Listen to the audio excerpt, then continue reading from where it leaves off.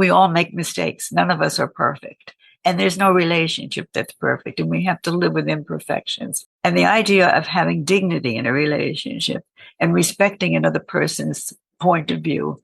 I mean, right now we're in the middle of a major crisis, but you actually mentioned it about the political situation where we're so divisive, and you can have one partner. I'm in a situation like that. My partner is on the opposite side politically of me, but he has wonderful, wonderful traits. His character is beautiful. And I never could understand, because to me, underneath politics are values, principles, belief systems. And how do you connect with somebody that doesn't suddenly have what your values are? But he does have the values. He just has another way of looking at another perspective. I'm your host, Brandy Fleck, and this is Human Amplified. This is a show about our existence, our place in the world, what it all means, and ways to make it better. From big picture ideas that blow your mind to practical life advice, we explore it all. We amplify the voices of healers, survivors, mystics, disruptors, scientists, creatives, and everyday people like you and me to expand our consciousness and use that awareness to evolve into who we really want to be in the depths of our soul. Humans Amplified. Thanks for tuning in. If you enjoy this episode, please go rate and review the show. And remember to subscribe where you get your podcasts and on YouTube. This podcast is made possible by generous listeners like you. Right now, independent shows like Human Amplified are essential to helping spread truth and keep us grounded in uncertain times. As we move forward on the trajectory we're on, the answers and truth will be harder and harder to find.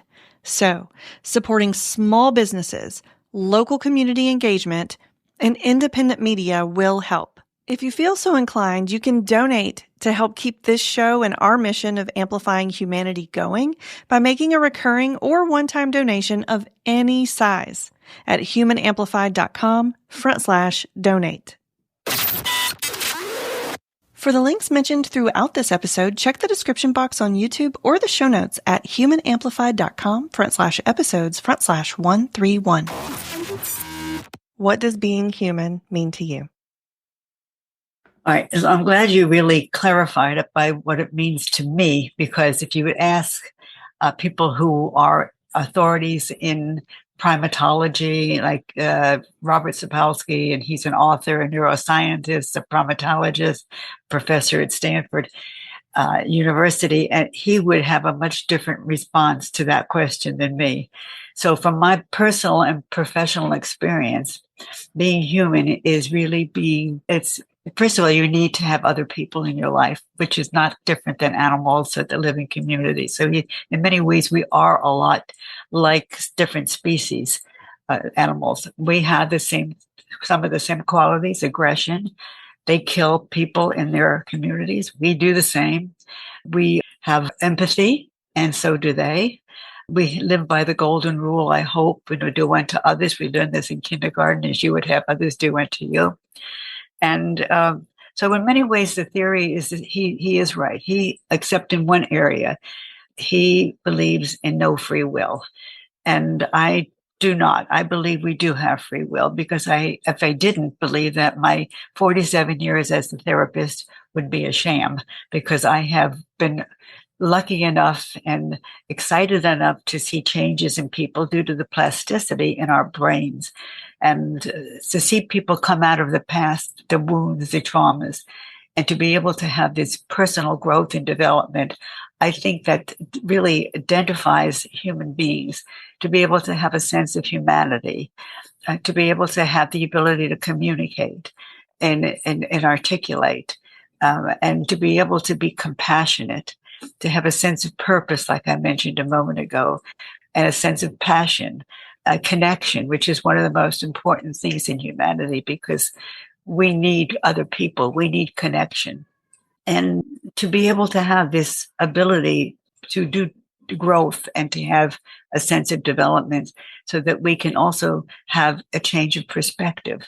that we don't have to be stuck in some kind of a belief system because that was where we came from. Just for an example, he talks about if you're born in Gaza is different than being born in California. And I can agree with that because we get indoctrinated by certain parental belief systems, and we get brainwashed by wherever we're born and whatever our religion is and whatever our parenting was given to us. If we came from a dysfunctional family, certainly we're going to grow up different than parents who guided us through life. And of course, every family is dysfunctional to a greater or lesser degree. So we'll be able to have the ability to change and to be able to come out of a past that might have been very corruptive and very dysfunctional to us, and to be able to make that change. Because this is what I've been doing for 47 years. And it's wonderful to see people who don't really know who they are. And part of being human is to really get a connection with yourself so you can have a connection with others. And I think that's a distinction between different species and being a human. It's a great question. I could go on for the whole hour and give you more information why I believe that human beings have differences, mainly in the free will. I think that if we didn't have free will, if free will didn't exist, there's no such thing as being a therapist. You might as well give it up because, and people come to me because they get to recognize that some of their behaviors have been self-destructive or counterproductive, and they want to change. And I think that's one of the biggest things about human beings is that not only do they have a desire to change, but they have the ability to change. Mm. I hope that that was not exactly brief, but you can't answer that question briefly. No, and that's a great point. And I loved your answer. I've read a lot of Robert Sapolsky's work, and I totally agree that free will, I agree with you that free will is a thing. So I love that.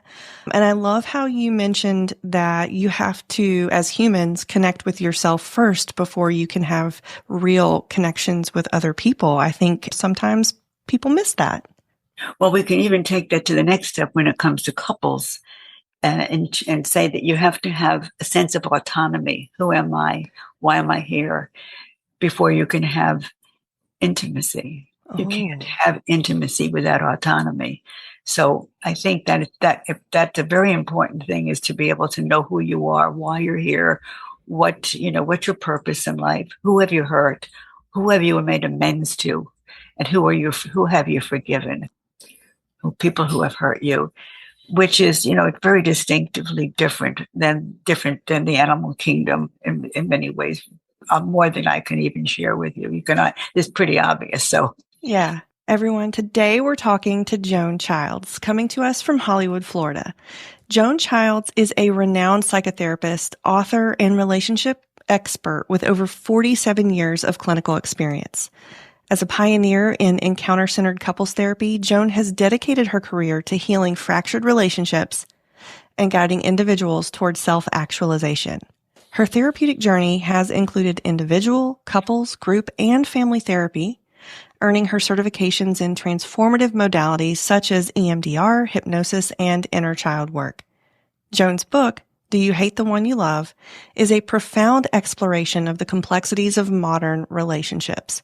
Through real-life insights and years of clinical wisdom, the book dissects how unresolved traumas impact relationships and provides actionable solutions for couples seeking to rebuild intimacy and connection. And we're going to be talking about some of that here today, as I'm sure you gleaned from Joan's answer about what it means to be human. So Joan, welcome to the show. I'm so excited to have you here. Well, me too, Brandy, and thank you for inviting me. Absolutely. Well, so before we really dive in, what else do you want listeners and viewers to know about you? Well, I'm a mother of 5 children. I'm a grandmother of 8. And, it's like a rainbow. If rainbow only had the color of red, it wouldn't be a rainbow any longer. So we really can't identify ourselves by what we do. It's who we are. I have a life partner, and I, aside from being in private practice for 47 years, I've written 4 books. And the one that you're talking about is a revision of one of them. So you could say 5. And I've done lectures and workshops. I mean, I can't believe when I identify all the things that I am. It's like a kaleidoscope for me of human behavior. But it keeps me young. I'm 85 years old, and I'm still going strong. And I don't intend to ever really stop working because I'm not the kind of a person that plays pickleball or mahjong or cards. I have lunch with the girls. Occasionally, I do. But I have this sense of purpose and passion that has always been part of who I've been, even as a child. So I think that pretty much wraps it up of who I am, what I do. Wonderful. Okay. And I'm going to be changing the license of therapists after these many years, almost 50, into morphing it into coaching, life coaching, relationship coaching, and executive coaching. Wonderful. Okay. Well, I'll be interested to see how that journey goes for you. Maybe we can follow some of that. Yeah, but I feel like this all sounds amazing, that passion and purpose. And you mentioned you have a life partner, and I'm curious, why is divorce so common? And is marriage, and this might be a big question, but is marriage a failing institution? Well, there are several reasons. I'll try to identify the ones that I'm very aware of because I work with couples. I think there's several reasons. There's a lack of maturity when you get married because we really haven't developed what we call a frontal lobe, which is our executioner. And I don't mean killing. I mean, is to execute our thoughts and our feelings into trying to make things work out. It's not really fully developed. And we have as young people, we might have very unrealistic expectations of marriage. Some people get married to get away from home. Some people get married to have someone to take care of themselves, or get married to have children. So a lot of the reasons that young people get married are not exactly healthy, and they don't really know themselves at that point. So we do have over 50% of divorces, and many people don't know how to communicate because they came from families of origin where good communication, effective communication was never modeled. One of the things I have in my life history questionnaire is, how did your parents resolve their conflicts? And when you get the answers and I read them, they never did. They'd sweep it under the carpet. And then they went to the next time they did it again and again and again. So nothing was ever resolved until the act of not being able to resolve conflicts creates a polluted space in the relationship, the relational space, because the relationship doesn't live in the partners. It lives in the space between. And that space really needs to be sacred space. And what happens when you don't resolve issues and it's not clean, the space is contaminated or polluted, as I said, and that's where the children live. So what's happening is that you start reacting to the danger in the space, and then you start becoming less interested in working together.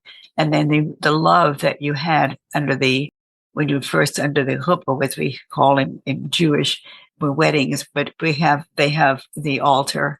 The love that you had when you looked into each other's eyes and you saw through almost like the windows of the soul. People don't look at each other anymore when they get married, and they get angry and they get disenchanted. And all of a sudden, the things that you once loved becomes things that you don't love anymore. As a matter of fact, it becomes dislike. And then eventually you start to feel this anger, this distrust. And then the relationship starts and grows into where it becomes frightening to be in the relationship, because people don't know how to deal with their issues. They've never been taught. The modeling that they had as children was all that they had. So when that relationship starts to spoil and becomes disenchanting, the couple becomes further and further apart from each other. They grow apart.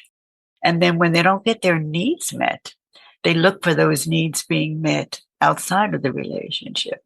And that's when a lot of people have affairs, or they develop interest they sublimate that need into something like workaholism or alcoholism or drug addiction, because they're still feeling that they're not getting their needs, and they're not really recognizing to fix the relationship. They're acting out their anger or their sadness, their despair, rather than actually working towards what do we need to do to make this work. It takes commitment, it takes cooperation, it takes collaboration, it takes communication. And a lot of young people just don't have the ability, they haven't learned it. So most marriages end, there's like 4 stages of a relationship or a marriage, both. And that they never get through that second stage. First stage is codependency. You look in each other's eyes and everything is wonderful. And you like certain kind of ice cream, but I like the same ice cream, or you like this kind of a movie. Oh, I love that movie, music. And then all of a sudden that lasts about maybe 18 months. And then you go into counter-dependency, where like a child, first they're codependent on the mother, and they need the mother. And then at the second stage, they start crawling and moving away. And then depending upon how the mother responds to that and allows that kind of autonomy to occur, that's how the child will develop healthy in that second stage. So and then the third stage is just the same as going to kindergarten or going to school. It's really when there is interdependence. You do your thing, I'll do mine. And the fourth stage is like interpersonal development, interpersonal, interactive, when they really support each other in whatever their journeys are. So these 4 stages takes maturity. It takes really healthy communication, effective communication. And most people don't know how to do that. And it's one of the most important jobs in our life, is being a partner in marriage or a partner in life, and also having children. So we have multi-generational toxic shame if we don't stop what we knew that we thought was the way to do things. Because when we do what comes naturally, it's not necessarily healthy. That is really interesting that the 4 stages of a relationship kind of mimic the parent-child development. Our own development from birth until we become adults. It's so I think her name was Susan Forward, who wrote the book about these 4 stages of development. A relationship is the same thing. So it takes a lot of time, energy, money, commitment that we want to work. I won't see couples unless I get a big fat yes from both of them. Meaning, do you really want to make this work? And if I get one person that'll say, well, we've tried so many times and we really just can't get it to work. And so I'm not sure I really think this is going to work. I won't even take the couple, because I can't really effectuate positive change in a relationship unless both people are all in, all in. So it takes that kind of commitment, that kind of maturity.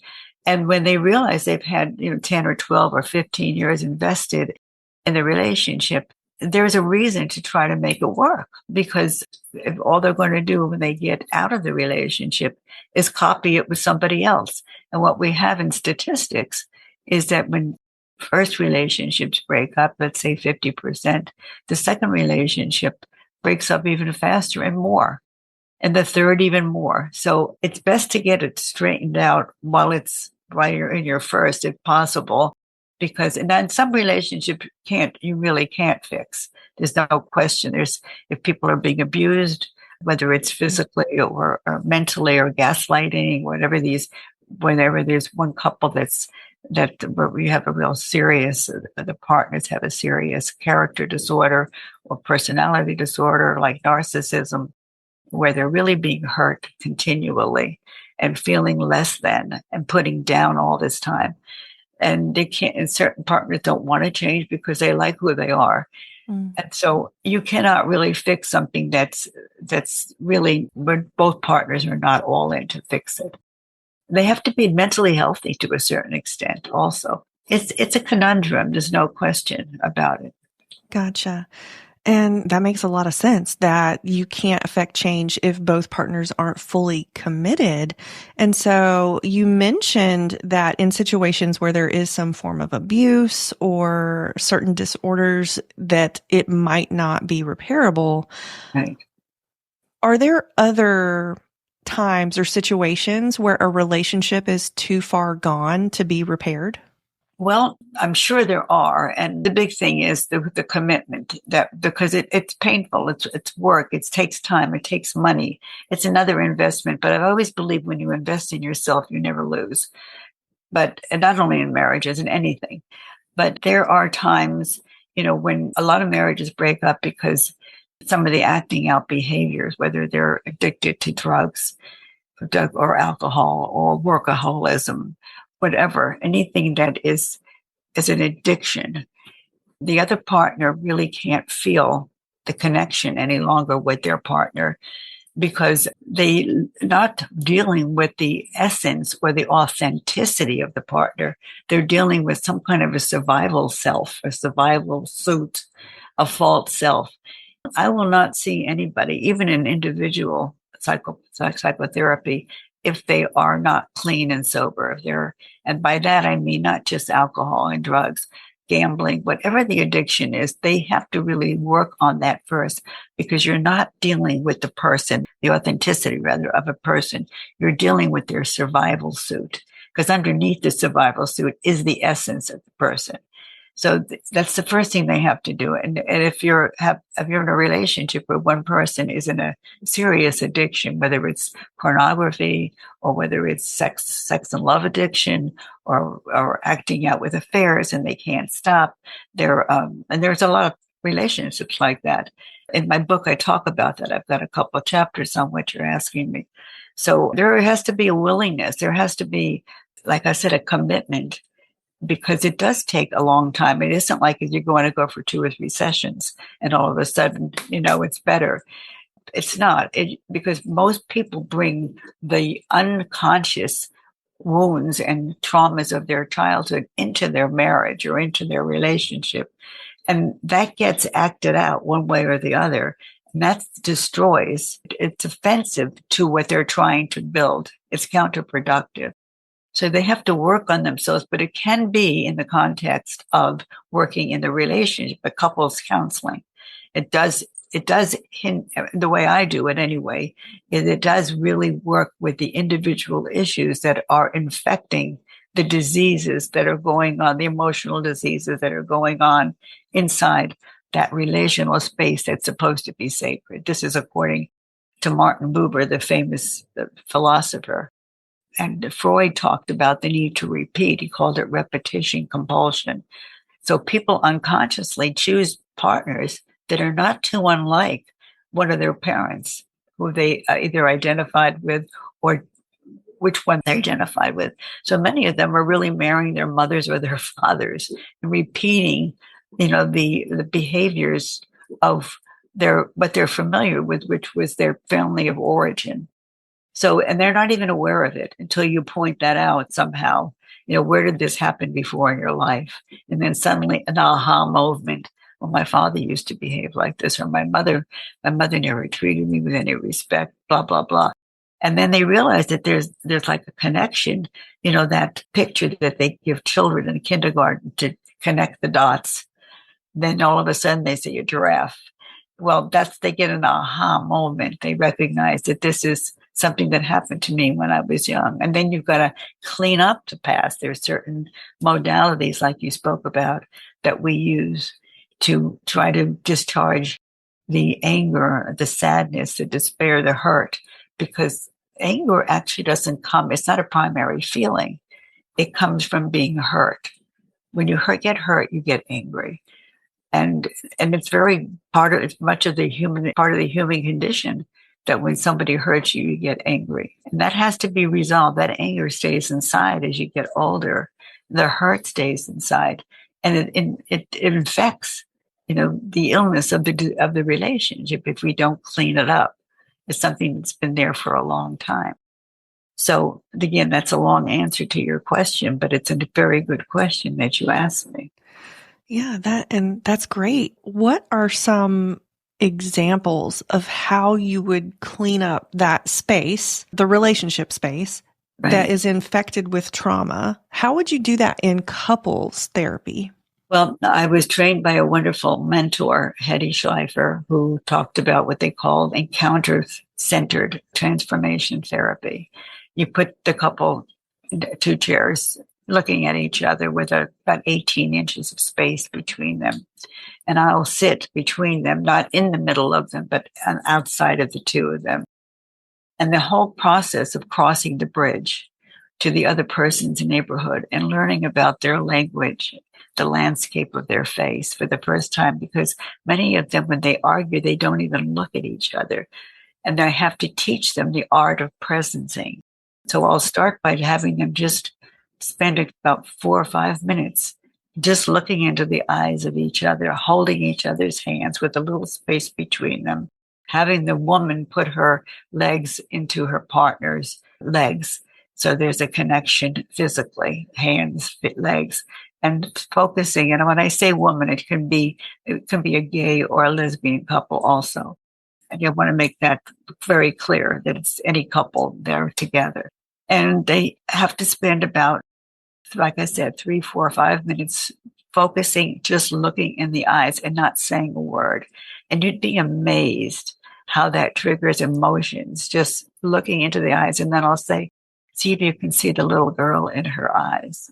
And I'll say, and see if you can look and see the little boy in Michael's eyes, or have them just try to imagine what they were like, their partners when they were children, and not say a word, just stay focused on the eyes. That takes about 5 minutes, and it never, ever fails.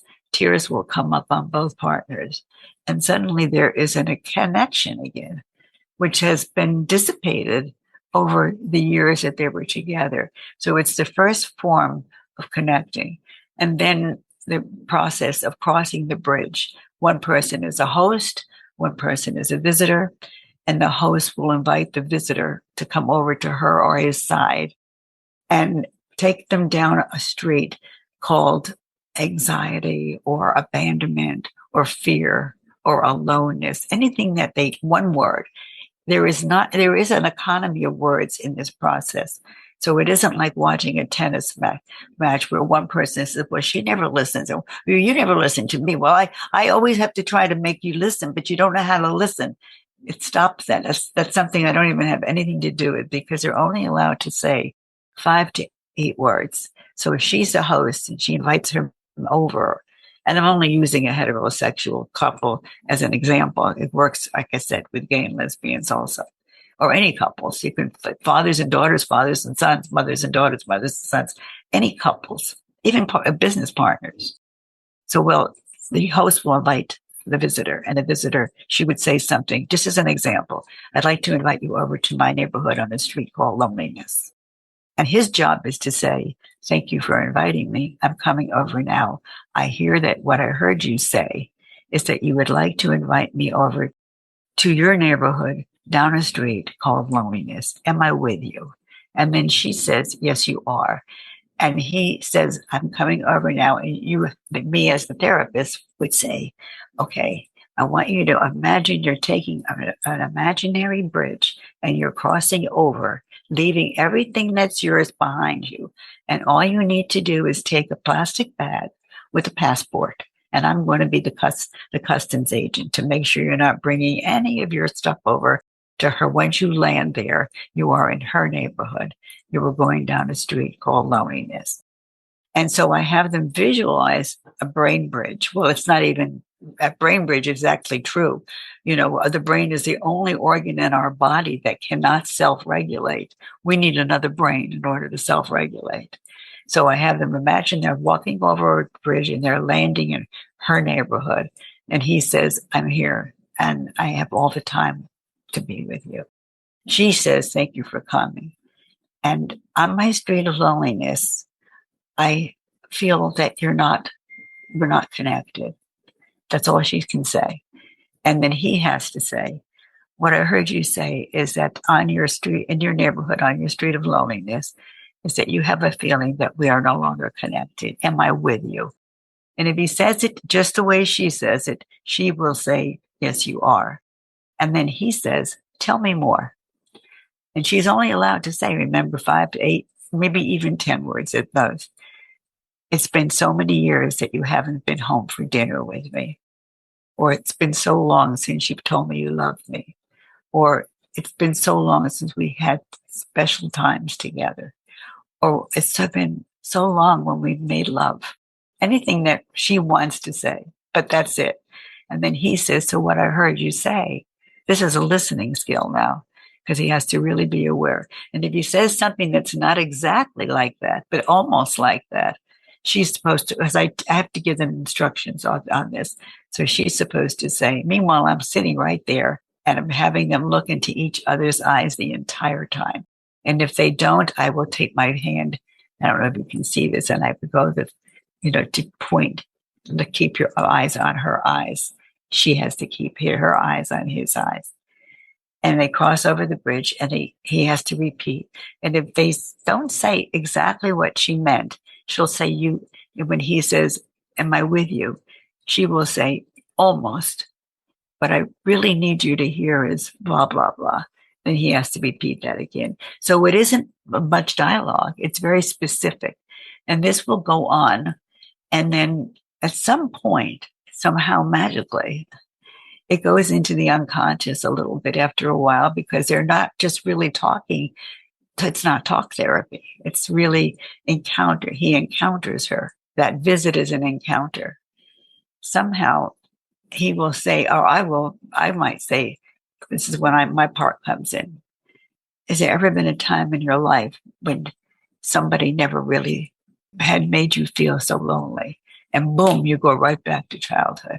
Oh, my mother never talked to me. When she got angry with me, there could have been days or weeks that we never spoke.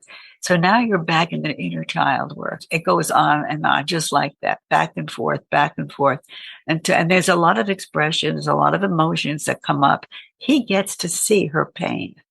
He gets to know what happened to her, things that she might never have told him. Not because she was trying to keep a secret, but because there was never that space to have that kind of communication. So now suddenly he's hearing something, and he recognizes that this is not just about him. This is about what happened to her, that she's brought to the relationship. And then, of course, it's the opposite way, where he gets to be the host and she gets to be the visitor. And I write that in my book. I think it's called The Bridge Chapter, The Bridge Under Troubled Waters, and show people. So where the readers are like a fly on the wall, and they can visually see and auditorily hear the exchange that I just had with you. So I'm sorry for the long and ended, but I had to explain that question was really very provocative. Yeah, I really appreciate that explanation. And I think it's good news that people can heal their traumas in relationship and in relationship therapy, because yeah, something that has come up for me and even some of my coaching clients is that when they start doing individual work on themselves, some of their relationships start to disintegrate because the other people in relationship with them aren't doing the work, or they don't need to, or they don't want to. And sometimes it comes as a surprise to both parties that, oh, this isn't working for me anymore. She's setting boundaries now. She's more empowered now. And that's not how it used to be. I want it to be how it used to be. So is there a time when, well, I guess just to be really direct, is it always a death sentence for a couple if one person is doing the work when another is not? Not necessarily. As a matter of fact, it can be helpful, because when one person changes and creates boundaries and changes behaviors that they didn't have before, and that person is becoming happier for those changes that they made and not willing to put up with the abuse or the abandonment or the neglect or whatever of the other person can also recognize that I may lose him or I may lose her, and not want that to happen. And it might instill or motivate them to say, well, I want to get help also. And that's when that can really happen. This is a dynamic. It's like, does the husband drink because the wife nags, or does the wife nag because the husband drinks?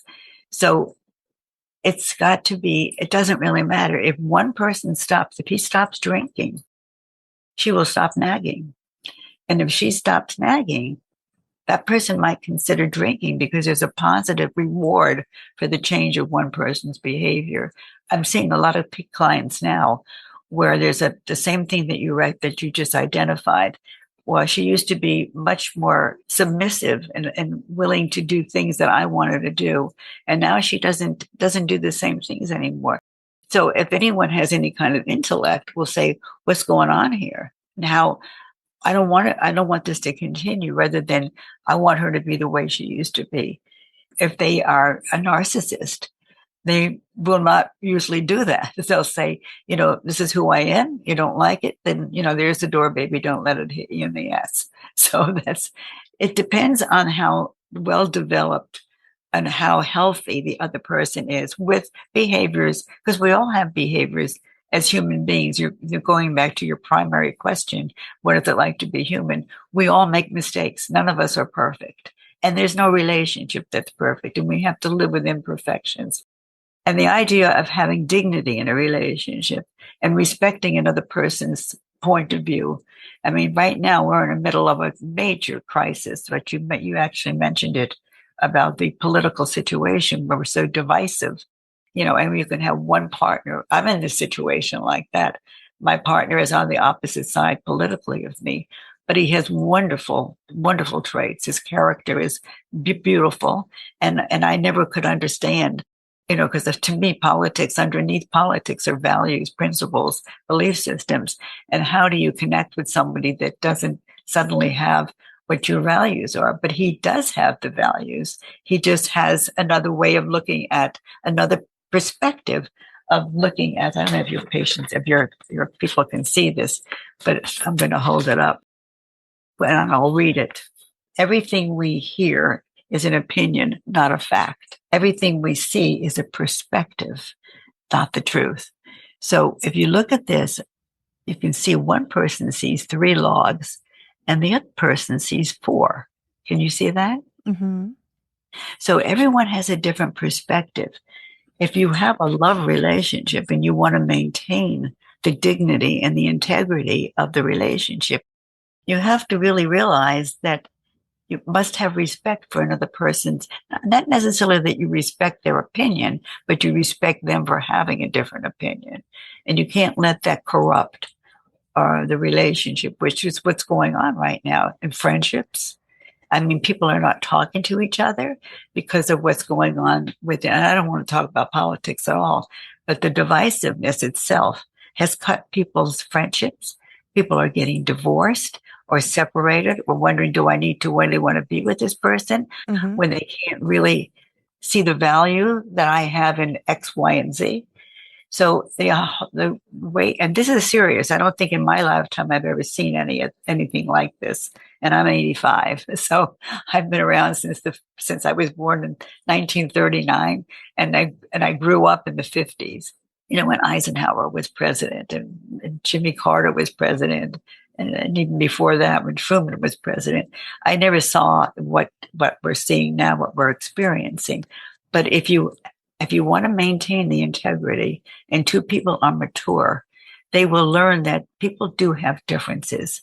And that's what makes us human, again, that we are alike, more alike than different, but we do have differences. And in a relationship, you have to be able to somehow work out how do you work this out? And you have to work it out with respect for each other and maintain a sense of dignity and integrity in the relationship, and put your feelings aside. Well, this is how I feel. I'm not changing my mind, but this is how he feels. I'm not changing his mind. And we let it be. I think it was Mel Robbins that came out with a new book, Let Them. So, it's really let them. You let them be who they are, and don't ever try to effectuate change in your partner, because you can't. If I can't do it, you certainly can't do it. But the work will do it. And they both want to. And it's sad that it would break up relationships, but it really runs deep. I've seen it. I'm watching it every day, and not just in relationships of couples who are married or life partners, but in good friendships, people who have been friends for years that no longer are friends. And that's so sad that it runs that deep. Yeah. Just to address our listeners and viewers really quickly, when Joan said that I had brought this up, what she's referring to is I usually send guests a list of questions before our interview. And one of the questions was, in today's political climate, there are so many people not sticking together. Relationships are breaking up, as Joan just said. Friendships, even families are becoming fractured. So many relationships are disintegrating in the political climate. And so I guess my next question for you then is, what about the people who feel like even though these other people have a different perspective, even if they're on the opposite political spectrum, that perspective is hateful to them or abusive to them? How do we come back from that? Well, that's a very good question and a very tough one to answer. I think that people have to expand or stretch their emotional capacity.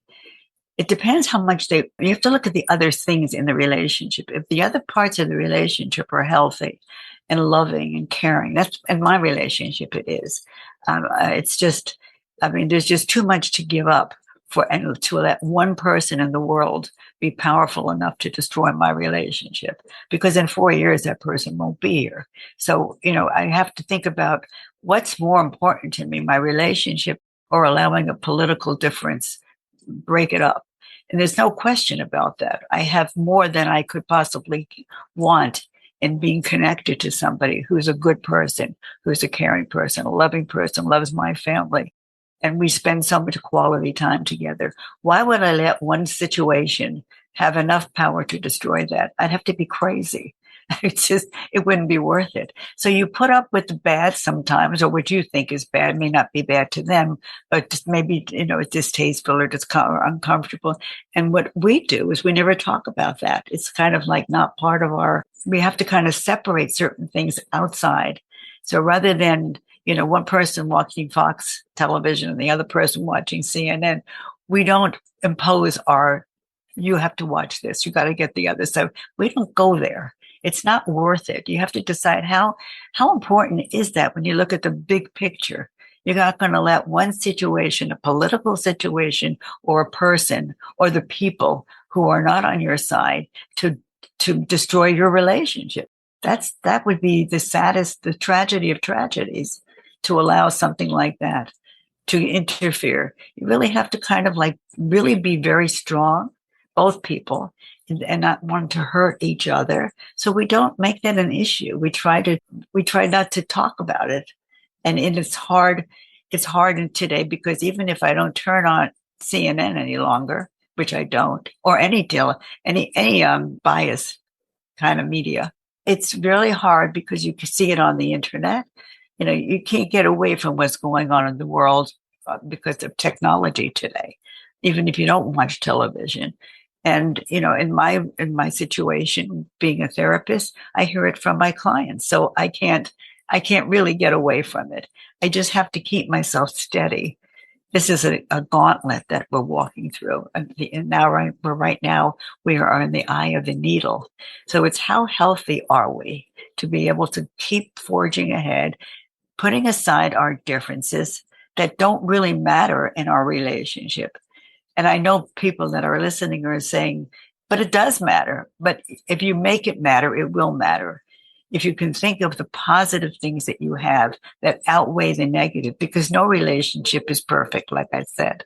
So there are things, that you may not like about the other person's beliefs or the other person. We're not even the same religion, my partner and I, but that's never been an issue, ever. He goes to church on Sundays, and I don't practice my religion as much as he practices his, but basically the values in his religion are identical to the ones that are in my religion.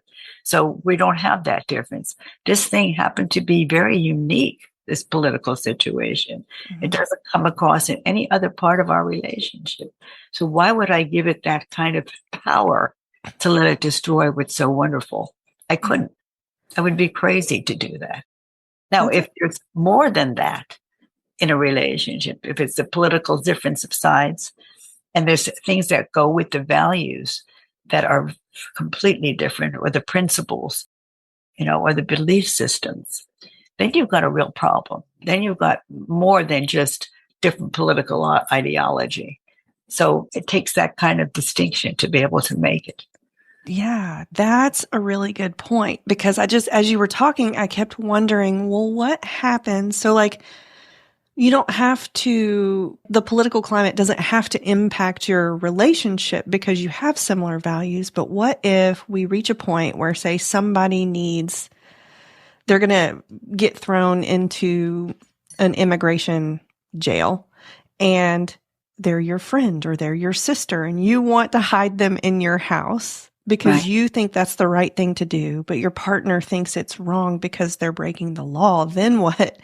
That seems like such a difference in values. Yes, it does. If it interferes with the quality of your relationship to that point, then the relationship's in trouble.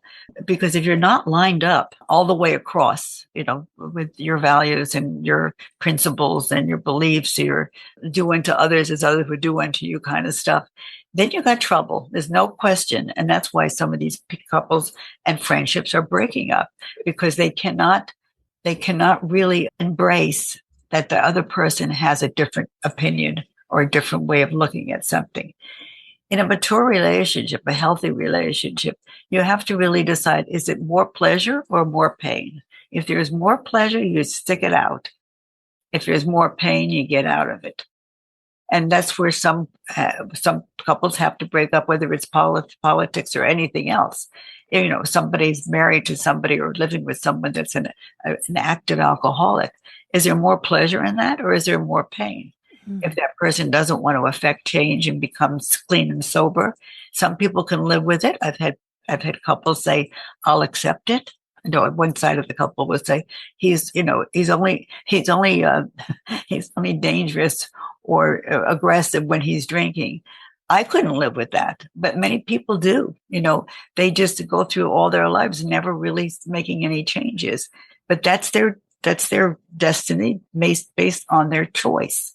But when you come from a dysfunctional family, when your wounds and your traumas are not really resolved, you're going to be like that. You're going to put up with something that maybe I wouldn't put up or you wouldn't put up with. And because it's interfering with the quality of my life, and I want a quality of life, and I don't want anyone to interfere with it. Again, it's pleasure, pain. Human beings, again, to your point, what are human beings? We tend to go for pleasure and go away from pain. Yeah, and that's pretty good. We try not to live in pain. And I'm talking about emotional pain as well as physical pain, because eventually what happens is that we know that 80% of all disease is stress related, because the cancer is in our bodies anyway. And all we need to do is have enough stress to have it expressed. And you get physically ill from emotional pain, because the body and the mind and the spirit are one. They're not separate. So if you live in a situation where you can't have your feelings, or you can't be who you are, and you're living under abuse or abandonment issues or neglect on any level, eventually you're going to get sick, because we don't separate the body, the mind, and the spirit. And if you're going to make the decision to live in an abusive relationship, you're going to have to find ways to develop spirituality. So that's why they have these wonderful programs, because people who are living with drug addiction, who are married to people who are living with drug addiction or alcoholism, they may not be able to change. They can't change their partner's behavior, but they can do things to help themselves by going to a 12-step program like Al-Anon, where they get the support. So there are ways to navigate that some people can live with and other people can't. I'm a mother of 5 children, and I had 5 teenagers at one time, and I was a single parent. So, and I got divorced with 5 kids under the age of 8, because I couldn't live with someone that was an addict. And he wasn't a drunk, or he wasn't a drug addict. He was a gambler, and gambling is an addiction. And it interfered with the quality of my life, would put us all in danger. And so everybody thought I was crazy. Where are you going with 5 children? And I didn't know where it was going. I just knew I had to get out of what I was in, and I would figure it out once I got out. And it was not easy. Let me tell you, it had a collateral damage to not only me, but to all the children that turned out to be okay. But while we were going through it, it was suffering for all of us. But it was, I couldn't live with that kind of behavior any longer because of the nefarious things he had to do to support his habit, and it put us in danger. So I made a decision. I was 35 years old, and my parents didn't talk to me for 9 months because they thought I was crazy. Wow. But you just have to do what you feel that you have to do. And some people will stay in something like that for the rest of their lives. And they have the right to do that if that's what they want. I believe in the right of self-determination. I don't give advice, but I point out certain things. And then you make the choice. Is this something you want to live with for the rest of your life? Or is this something that you want to change about the rest of your life? It's up to you. I can't make that happen.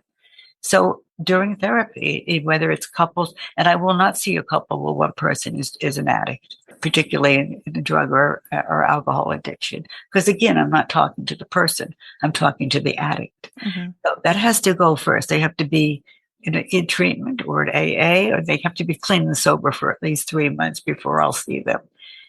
Then there's no guarantee that they won't have any relapse, because many people do. It's part of recovery is relapsing until you bat them out, and that's what they usually wait for.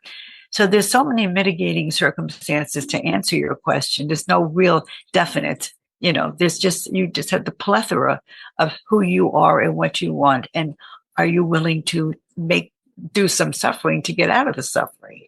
Because a codependent woman who's married to a man that's a narcissist, she has a lot of difficulty in breaking that relationship up. But they can, and they do. And they move on. And they didn't even realize they were in it while they were in it. You have to get out of something to see the way it was. Yeah. Sometimes you don't realize it because you're so used to it. It's normal for them until they realize when they get out of it, oh my God, what took me so long? Yeah.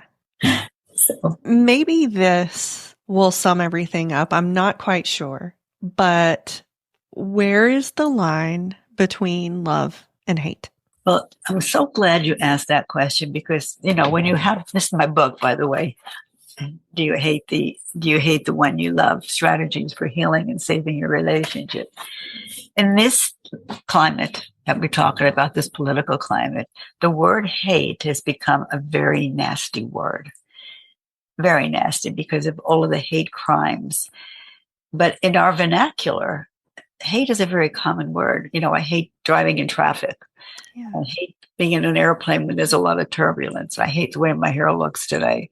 I hate oysters. You can't change that word because it has meaning. Sometimes you can even hate your parents. You can hate your kids. And it's not that you're actually hating them. You're hating their behavior. So I make that distinction in there, that the word hate is part of the human condition. It's an intense dislike for something. So when you say, I hate my husband because he never gives me the time of day. We can't talk. We can't communicate. That's understandable. But what happened, the reason I wrote this book is because over my 47 years while I was doing therapy, I heard women say, I hate him. I can't stand him. He's such a jerk. He's an asshole. It's blah, blah, blah, blah, blah. And I would say, well, why are you with someone that you hate? And they would always answer, because I love him when he's not acting like a jerk or an asshole. So then I said, then you hate the man you love? Yeah, well, I did that book, I Hate the Man I Love, but it came out during COVID. So I couldn't get it into bookstores because nobody was doing it. So I rewrote it. This is a revision. It has some changes that I've updated. I made the clarification of the word hate. And we say it every day in our everyday lives. I hate peanut butter, which I don't. I love peanut butter, but there's a very strong, it's part of the human condition to have hate love. It goes all the way back. Centuries back. It's just part of being human. Again, when you said what makes you human, you can say you can love something and hate something. But the interesting thing is, and I want to make this before we end, in all those 47 years, I never once heard a man say, I hate her. I've heard a woman say it many times. So I don't know if it's a gender thing. I'm not quite sure, but I've heard him say she spends too much money. She doesn't pay attention to the household, and I don't like the way she all calls Amazon every day. When I come home, there's always a package there, but I've never heard the word hate come out of a man's mouth. It's interesting. I want to share that with your audience. That is really Kudos interesting. to him. That's why I took the word man. I hate the man I love. That's why I took it out, because I never heard a man say, I hate her, especially when they come to therapy. And maybe they say it at home, but they never say it in therapy. Gotcha. Well, Joan, is there anything that I have not asked you here today that you think is important to share? Well, only that, if you are in a relationship that has more pleasure than pain, and then suddenly you realize that you are having problems with, communication is really the key to understanding. And unfortunately, people don't know how to communicate. There is sometimes a dynamic where one person is loud and boisterous and the other one is passive like a turtle and pulls in. So I would really strongly recommend that if you're in a relationship that has more good than bad, get help. There's so many counselors out there that work on this, and try to go to a counselor that is mature, that is a little bit older, that has life experiences, because some of the young ones coming out of school really don't know much more than you do. And life experience is really like a PhD when you've been out this long. I'm not saying that people in their 30s or 40s can't be helpful, but you can at least try, go out. And if you don't feel like you're getting better, try somebody else until you find someone that you can connect with, that you have the brain resonant, the brain bridge. You feel that there is a connection with that person, the therapist, and that they really get you. And sometimes it takes several to go to really get that connection. There has to be a resonance between them that you can relate to. They're relatable. They make you feel that you matter, because everybody needs to feel that they matter. Everyone.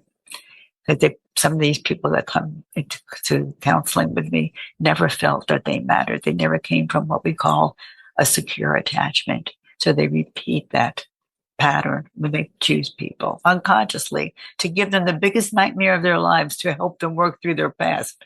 But they fire them before they get them, the ones they hired to do it. They never get the resolution. So go to get help. It's out there. And it's not that expensive anymore that it used to be. They have a lot of people, a lot of companies that like BetterHelp, and I don't know them all, but it's important to try to find out who you are, why you are the way you are. I just wrote a blog, Why We Are the Way We Are. And anyone that wants to read my blogs, about 500, they're on my website. So I invite you to look at them. That's fantastic. And that'll be in the show notes. And Joan, can you go ahead and tell people where they can find your blog, your work, website, all of those things? Well, I am in South Florida, and you can find all my blogs on my website, which is joanichilds.com. www. You don't even have to use the W's anymore. Just put in joanichilds.com. And that's where you'll find a lot of my blogs. I must have over 500 blogs in it right now. I'm thinking of making a book out of my blogs. So, and I am in South Florida, in Hollywood. Welcome you to email me. My email is joanichilds@gmail.com. There's an E between Joan and Childs. So joanichilds@gmail.com. And I guess that's it. Is there anything else that I'm missing? No, I think that's everything. And I've really enjoyed our conversation today, and just thank you so much for coming on the show and for the work that you've done in the world. Well, it's my pleasure, and thank you for having me. Thanks for tuning in. Check out more of our episodes here and at humanamplified.com. Remember to subscribe.